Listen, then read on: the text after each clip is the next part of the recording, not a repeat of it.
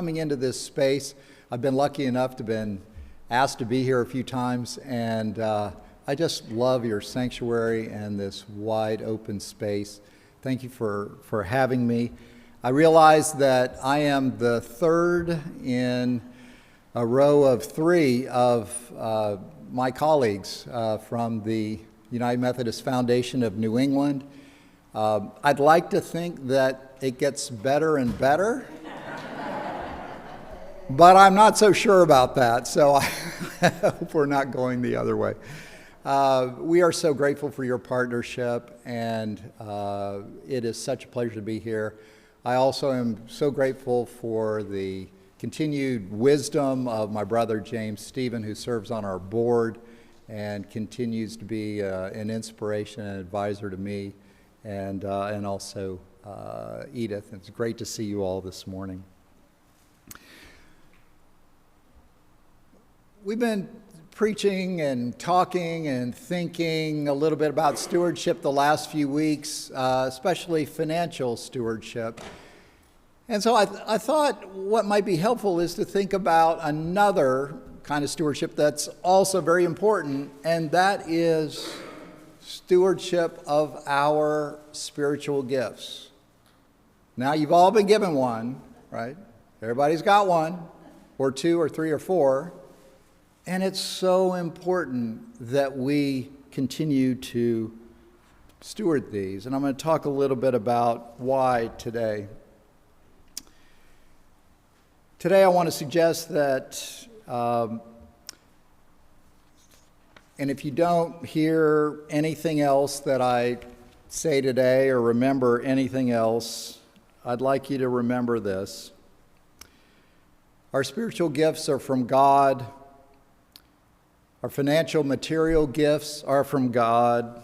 How we steward these, how we show up, how we use these gifts is important to God. Here you go. In fact, God depends on our use of our spiritual gifts in order to bring love into the world.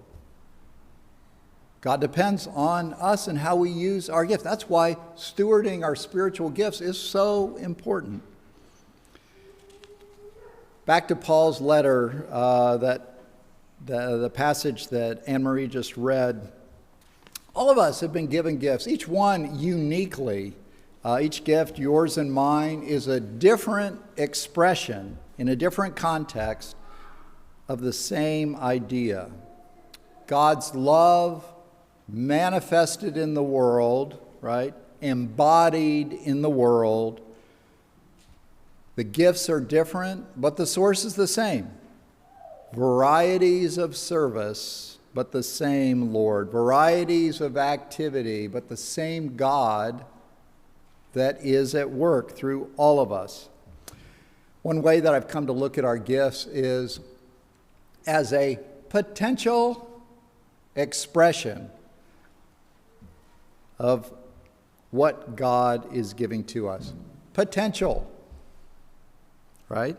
They belong to God, these gifts. They're given to us by God's grace. And in our hands and in our feet and in our lives, they're potential expressions until we use them. Right? Until we use them. God's given each of us these gifts because we are to express these gifts. Now, our gifts are also key to us connecting with one another, not just in here, but outside of the church walls. When we understand how others are gifted too, we can appreciate each other in a new light, and we can allow others to use their gifts, which is an awesome thing, right? Sometimes I think one of my gifts is to allow other people to use their gifts, right? If nobody's able to use their gifts because I don't need help, right? They can't be that manifestation and expression of God's love in the world that is uniquely them, that is needed. So what are your gifts? What are mine? What are yours? If you're having trouble identifying your gifts, and some people It's a serious question, I'm not sure what my gifts are, or I think I'm good at certain things, but I'm not sure these are connected to my spirit or to God, or, it can be hard to figure out how to use them. But you've got them, and it's possible to identify them if you don't know what they are. There are some inventories, some online things you can do, but the best way is through conversation with the people that know you, who can tell you if you're not sure. I especially encourage you to talk with Pastor Michelle about this and talk about discerning with her, and she'll have some ideas too about how to get in touch with your spiritual gifts. Now, I got to mention a word of caution here. Sometimes we think we have gifts, right? For example, the gift of song, right? I love singing. I love it so much that this should be my spiritual gift. And yet, I routinely have these friends who say to me, Ted, take me aside sometimes, I really appreciate your joyful noise. Right? Right. Over the years, I've accepted that music, song is not my spiritual gift as much as I want it to be. This is hard for me, but don't worry. The good news is that we've all been gifted. What is it for you? I don't know. There are a whole bunch, right? Wisdom, knowledge, administration, apostleship, shepherding, faith, miracles, prophecy, leadership, giving, compassion, healing, discernment, teaching, helping, assistance, evangelism. There's others. What I'm trying to say is you can run and say, I don't have any spiritual gifts, but you would be running away from your spiritual gifts, right? There are a lot of them. They're all needed, and you've got one or two or three or four that are part of who you are. We have a gift, and sometimes we're so grateful we just can't see it. Sometimes when we can't see it, one way to begin to unlock it is to be grateful and start thinking about gratitude. I don't know whether my colleagues talked about gratitude and stewardship over the last couple of weeks, but one way we can also get in touch with our spiritual gifts is to be thankful. When we're grateful, sometimes we're able to understand our gifts better. Here's what I mean. I used to work at a hospital many years ago. It was in a different part of the country as a chaplain. And for weeks, as I was working in the hospital, I would go around. I kept noticing one particular gentleman. I'm going to call him Alan. Alan was dying of a chronic illness. And for several weeks, when I poked my head into his room, as chaplains do, he was always turned away. Always seemed asleep. And when I asked about him to the staff would tell me that Alan was very down, very depressed, and they thought that he might be abusing drugs and alcohol. One day, passing through, I found Alan awake. I went in, simply introduced myself. He and I talked a little bit, and then he began talking. He talked for a long time, and he couldn't understand why things were so bad. It had reached a point where he thought that God may have abandoned him, or worse, must be punishing him. Now, this is a lonely place, and some of us have been there, from time to time. He talked for a long time. And as he talked, I sat there and something began to happen. He began to talk about his daughter, an accomplished chef who at one time had learned to cook from him in his restaurant. Now she cared for her father. as he talked about her more and more, he began to light up. There was a change in him. He talked about how he had taught her in the kitchen, how he had put her in schools, how he was proud of her. After a while, I suggested, this is a wonderful blessing in your life.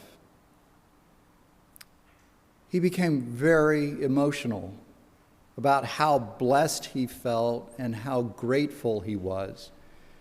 He continued to talk for some time, and then he thanked me for taking the edge off. Well, I can tell you right now, I didn't feel like I'd done a thing. All I did was listen. Over the years, I've learned that one of my spiritual gifts is one that maybe many of you have: listening. Just listening. That's all. Now, that may sound silly to some, but it isn't to me at all. And I'm not sure exactly what happened in my encounter with Alan, but here's how I understand it. I do know that my gratitude to God compelled me in that moment to offer my humble little gift to Alan, and that Alan's gratitude for my gift of listening, all unspoken, compelled him to remember the gift, his gifts, that he had offered to his daughter, who, out of gratitude for his loving attention to her as father, was now offering her gifts to him. And he thanked me. And all I could think of in this moment was, are you kidding me? You have just given me a huge gift. I wanted to thank him. He had accepted my gift, filled me with profound gratitude. What I do know about that experience, right, is that in that ordinary moment, we were both connected, and he was transformed in a way that he had not been for months. I, too, was transformed and discovered a new gift that I had. For a moment, there was a little light that had connected us through our entanglement of gratitude and gifts and gratitude. And for a moment, he had hope. Hope. Birthed from this exchange. Hope.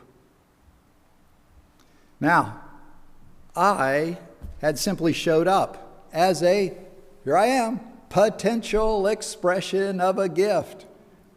It's not much to look at, right? Potential expression of a gift. I gave it, offered it, gave God something to work with in that moment. God worked with it. Friends, these moments can happen all the time around us. Our challenge is to pay attention. Our challenge is to realize what our gift is and to offer it in that moment. We have to pay attention to others. God will show us. For the life of me, I couldn't figure out, I still can't figure out why no one appreciates my gift of song. Right? Because it isn't. It isn't. And literally, for the life of me, for my life, I needed to have a dying man in a terrible depression who was wrestling with drug addiction remind me of my spiritual gift.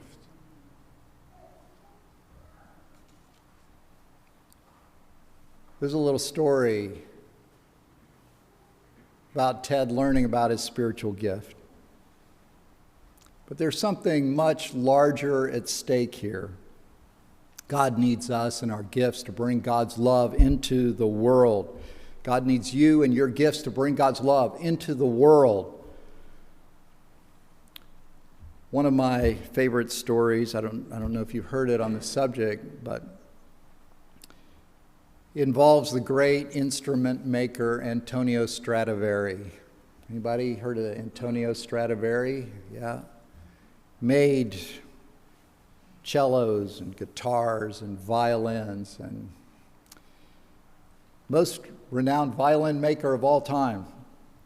Some people, he made 1,100 instruments or something. Some people think maybe 600 still exist today.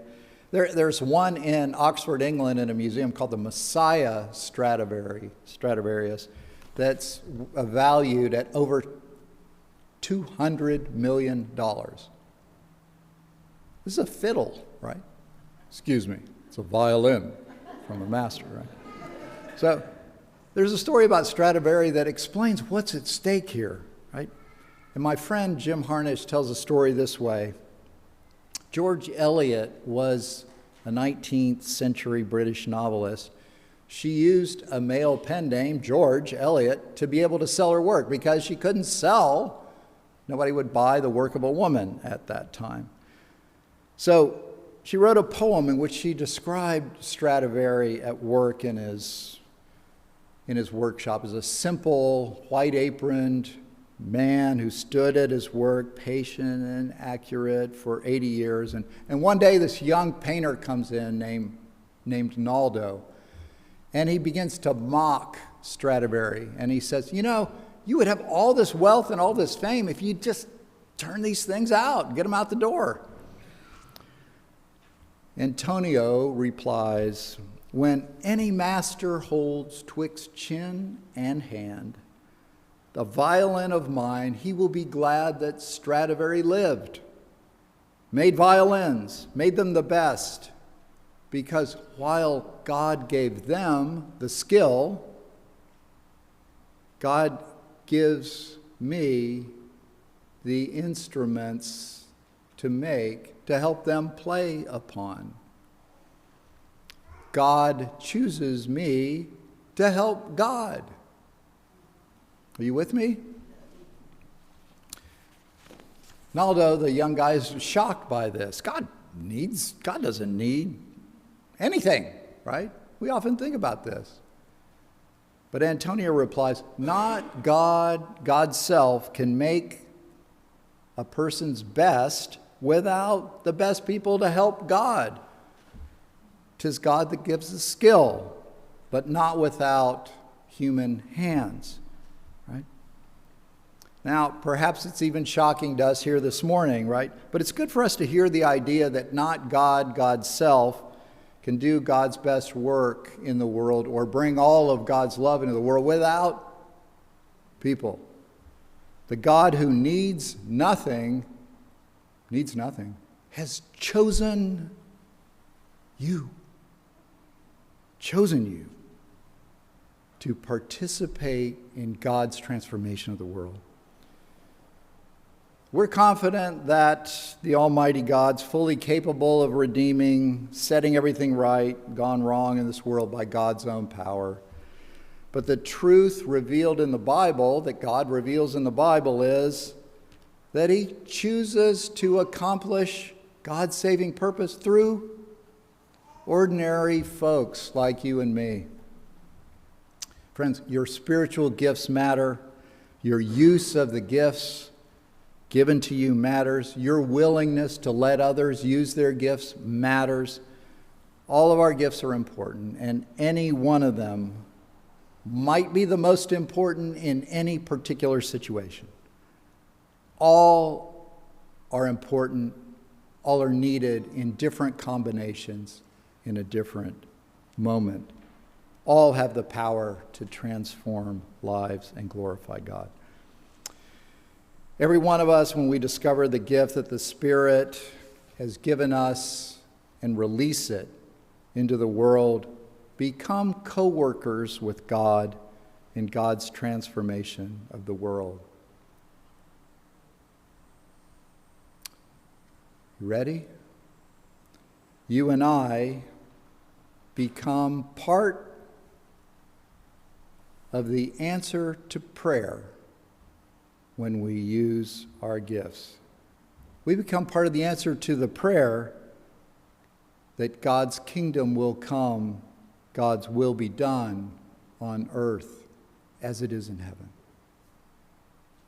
Amen.